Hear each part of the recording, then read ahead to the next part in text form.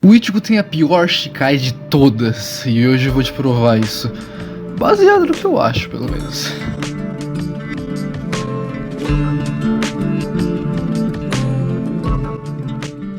Mas vamos lá. Bom dia, boa tarde, boa noite, pessoal. Antes de tudo, gostaria de agradecer pelo apoio que vocês já vêm me dando. Afinal, o canal tinha ficado parado por vários meses. E isso é tanto culpa minha quanto dos outros membros fixos do canal. Porém, eu assumo essa culpa, afinal eu faço muito do que é esse canal acontecer. Tendo isso em mente, voltamos a postar vídeo há mais ou menos meio mês. E já conseguimos uma média de 200 views. O que parece pouco, mas nosso canal ainda é pequeno, e isso vale muito. Dito isso, obrigado, e considere se inscrever para continuar recebendo mais conteúdo do pessoal aqui do Ato Geek. Certo, no universo de Bleach temos os famosos Shinigamis, detentores de espadas / katanas, nas quais eles abrigam parte de sua alma a fim de usar Heiryoku, que é basicamente a energia espiritual, o Ki, ou o chakra do mundo de Bleach, para adquirir algumas habilidades únicas, coisas que só eles podem fazer com as espadas deles. Vejamos um exemplo bem prático e simples. No começo da obra, conhecemos pela primeira vez o que é de verdade um Shinigami quando o Renji aparece. Um aviso importante aqui, antes de continuar: toda vez que eu for falar de algo que ainda não tenha aparecido no anime antigo de Bleach, antes dos acontecimentos da Guerra dos Mil Anos, mais ou menos ali, né? Vou deixar esse símbolo aqui na tela que vocês estão vendo agora, beleza? Memorizem ele quando ele estiver aparecendo, porque é do anime antigo. Não vou deixar de falar sobre coisas do anime antigo, porque isso já foi há mais de 10 anos. Se você não viu ainda, vá ver. Prometo que não vai se arrepender, afinal é a minha obra favorita. E eu aposto que vocês vão gostar também, dei uma chance. Bom, o Renji é o primeiro a demonstrar de verdade o que uma Zanpakuto pode fazer. Ele diz: "Ruja, Zabimaru." Então vemos sua Shikai ativada pela primeira vez. O que na época era algo bem novo até pro Ichigo, que não tinha nem noção do que uma Zanpakuto significava ou podia fazer. A Shikai de Renji se resumia a aumentar o tamanho de sua lâmina, mantendo o cabo e protetor idênticos, adicionar 7 lâminas semelhantes a dentes e um total de 6 divisórias na lâmina. A Zabimaru podia se estender quase que livremente à vontade de Renji e ser controlada até mesmo no ar. Poucas vezes a gente vê as limitações dela, mas na segunda batalha contra o Ichigo, a gente descobre que ela tem um limite de 3 ataques extensivos consecutivos, sendo que após isso ela se fecha, independente da vontade do Shinigami. Vemos que até mesmo a Zabimaru de Renji, que é uma Shikai até que bem simples, já tem algumas variações de habilidades interessantes e modos de uso que podem ser pensados e feitos pelo seu usuário. E ela é só um de vários exemplos, como a Uzukimaru de Kakumadarame, a Zabisuke do Kira Izuru, ou Izuru Kira, ou até mesmo a Shinso de Ichimaru-Gin. Agora que a gente entende o que é de fato uma Shikai, vamos ao que interessa. Aquele ser, Zangetsu. Como eu e você já vimos no anime ou mangá, devem ter percebido que o Zangetsu, esse carinha aqui atrás de mim, soltou o fã, hein, rapaz. Ela se manifesta de uma forma meio... Opa, nossa, meu headphone quase caiu agora. Ai, quase caiu do PC. Ela se manifesta de uma forma meio estranha ao decorrer do começo, até mais ou menos o arco do resgate da Hulk. Vemos que quando o Ichigo desperta pela primeira vez, ele ganha automaticamente uma espécie de Zanpakuto, só que mais pra frente na obra acabamos descobrindo que todas as Zanpakutos são vindas de uma Asauchi, que é traduzido para golpes rasos, que é pra dar uma ideia de que é algo fraco ainda, que não pode ser colocado a muita força, sabe? Que basicamente é uma Zanpakuto sem nome, uma casca vazia. Porém, nos é informado que os Shinigamis recebem uma Asauchi na academia quando estão sendo treinados. Não criam uma do nada para moldar quando quiser. Então nessa época, pelo menos, o que eu imagino que fosse aquilo era uma forma que o Heiatsu do Ichigo teve de manifestar os poderes de Shinigami dele em forma de espada. Eu acredito mais ainda nisso porque mais pra frente o próprio pai do Ichigo chega a nos dizer que o tamanho de uma Zanpakuto reflete o nível de Heiatsu do Shinigami, ou de Heiryoku também, né, que é a energia espiritual. Porém, ele também acrescenta que quando um Shinigami passa a ter mais experiência, o que significa ter mais energia espiritual, sua Zanpakuto cresce em conjunto com ele, logo forçando o indivíduo a aprender a controlar o tamanho da espada, senão senão elas passariam da altura de arranha-céus, tá ligado? Então tu imagina um capitão usando um Zanpakuto no tamanho real do Reiatsu dele, né? Isso seria algo estrondoso. Então é possível pensar que naquela época sua espada era um reflexo do tamanho que seus poderes Shinigami já tinham.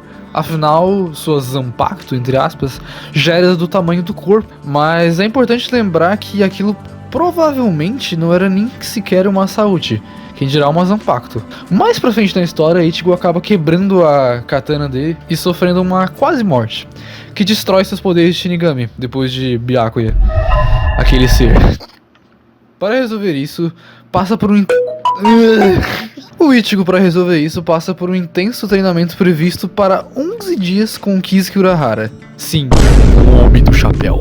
Após o treinamento, ele forçadamente recupera seus poderes Shinigami, só que dessa vez sendo com uma Zanpakuto mais original, digamos assim. Porque vemos que ela não tem mais a forma de uma katana comum ou uma Sauchi. Ela literalmente perdeu quase tudo que fazia dela uma katana na verdade. Ela perdeu seu cabo, que agora era uma extensão da lâmina coberta por faixas, perdeu o protetor de mão, e a única coisa que se manteve semelhante era sua enorme lâmina curvada do tamanho do corpo de Ichigo. Assim, bem semelhante a uma faca tramontina mesmo. Mas eu não tô nem jogando mal, inclusive pra mim esse é um dos designs mais bonitos das Zangetsus. Isso se não for mesmo, eu adoro aquele design.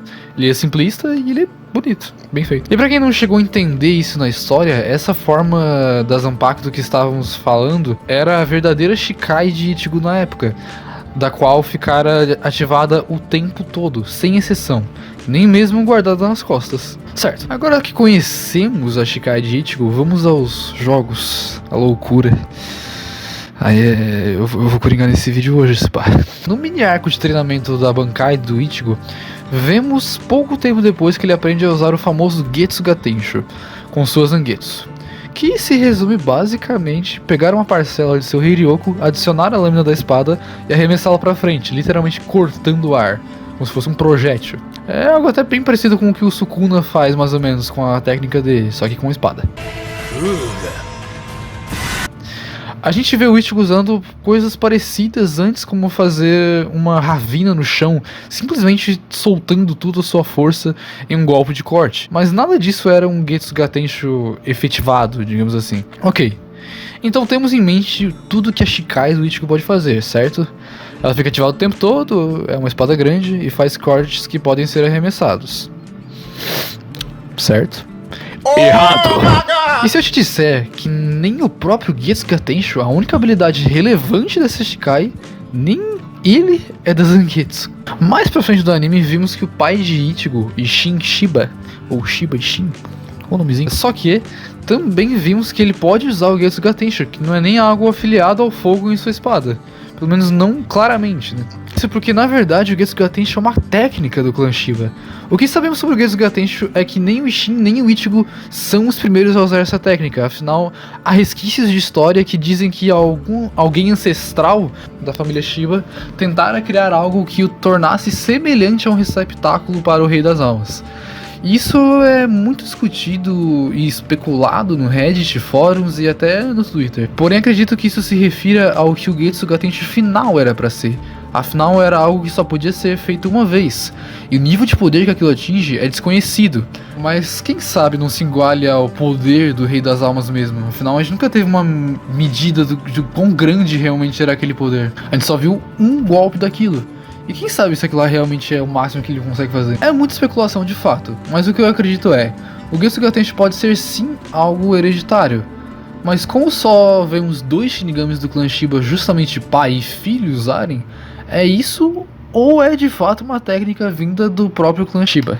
Até porque já vimos personagens usarem suas Zanpakuto de forma bem semelhante, mesmo sem ser um Getsuga, como o próprio Urahara ou o Zaraki, proferindo golpes de Reiatsu que cortava até mesmo o ar de forma bem semelhante. Então, se formos levar tudo isso em conta, a Shikai da Zangetsu nada mais é do que o aumento da espada, basicamente. Afinal, o Getsuga Tensho teoricamente não faria parte dela originalmente, logo a Zangetsu nem sequer muda de forma direito.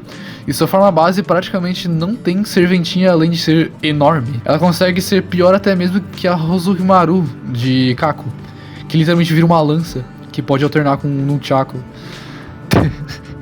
de fato criativo. Pessoal, temos que levar em consideração, é claro, que Zangetsu estava extremamente limitada por conta dos motivos biológicos que acabamos descobrindo sobre Ichigo mais pra frente. E mesmo assim, Ichigo conseguiu passar por maioria de suas batalhas com bons resultados. Afinal, mesmo sendo extremamente limitado na época, ele sempre foi muito experiente em combate após seu treinamento com Kisuke, e seu reato sempre foi fora do normal. Dito isso, se você chegou até aqui, eu só acho que você gostou ou não desse vídeo, mas ficou interessado. Então considere por favor se inscrever.